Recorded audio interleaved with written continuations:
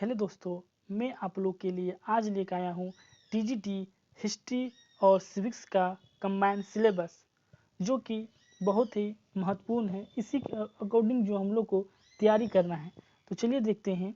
पहले हम लोग देखते हैं इतिहास हिस्ट्री का सिलेबस क्या है। तो सबसे शुरू में नंबर 1 पर आता है प्राचीन भारतीय इतिहास के स्रोत। नंबर 2 पे आता है मगध साम्राज्य की स्थापना, और इसमें हम लोग को मौर्य वंश स्पेशल पढ़ना है और उसमें से भी चंद्रगुप्त मौर्य और अशोक को पढ़ना है। नंबर तीसरे पे आता है विक्रमादित्य की उपलब्धियां। नंबर 4 पे आता है हर्षवर्धन, और नंबर 5 पर आता है अरबों का सिंध आक्रमण और उसका कारण तथा परिणाम। और उसके बाद आता है विजयनगर की स्थापना। नंबर 6 पर आता है हम लोग का विजयनगर की स्थापना। नंबर 7 पर आता है बाबर की उपलब्धियां। नंबर 8 पर शेरशाह का शासन और उसका प्रबंध के बारे में पढ़ना है। नंबर 9 में आता है अकबर राजपूत नीति तथा धार्मिक नीति।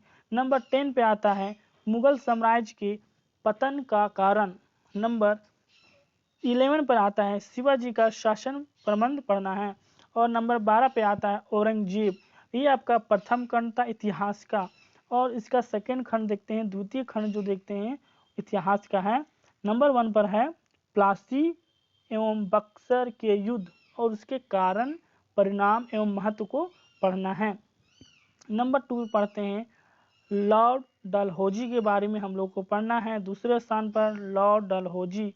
नंबर तीसरे स्थान पर पढ़ना है 1857 की क्रांति और उसका कारण तथा परिणाम के बारे में पढ़ना है। नंबर 4 पर पढ़ना है राजा राम मोहन राय के बारे में पढ़ना है। और नंबर 5 पे पढ़ना है भारत छोड़ो आंदोलन। नंबर 6 पे पढ़ना है कैबिनेट मिशन योजना। नंबर 7 पे पढ़ना है औद्योगिक क्रांति योजना, जो कि वर्ल्ड इतिहास का ये सिलेबस है। नंबर 8 पे पढ़ना है फ्रांस की राज्य क्रांति और उसका कारण तथा परिणाम।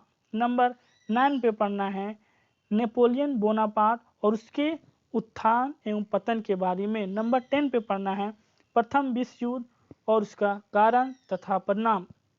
नंबर 11 पे पढ़ना है 1917 की रूसी क्रांति, कारण तथा परिणाम।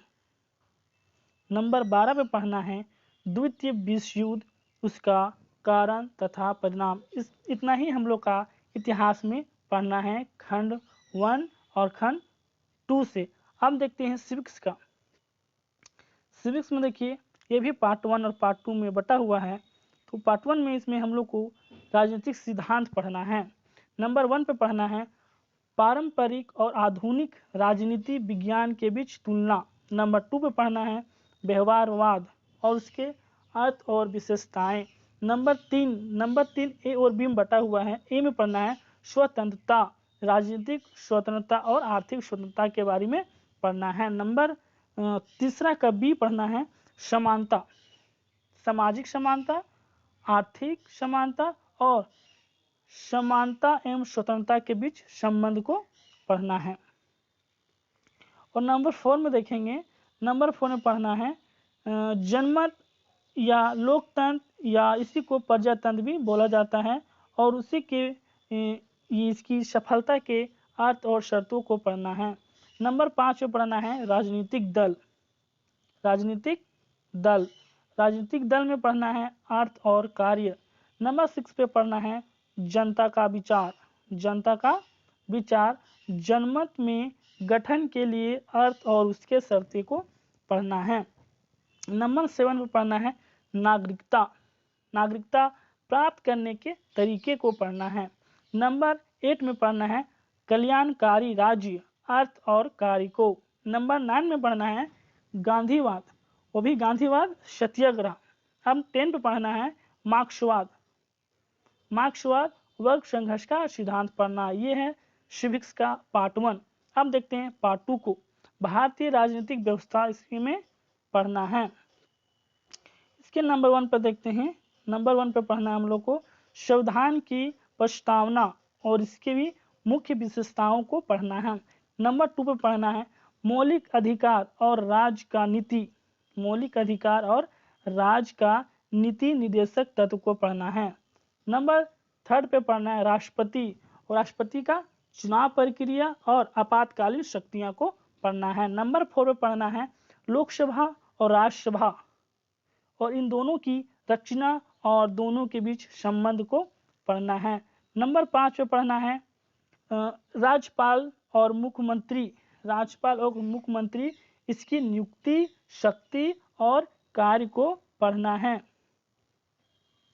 नंबर 6 पे देखते हैं विधानसभा पढ़ना है, इसकी रचना और कार्य को। नंबर 7 पे देखते हैं सर्वोच्च न्यायालय और उच्च न्यायालय इन दोनों के चुनाव आयोग का क्षेत्राधिकार पढ़ना है।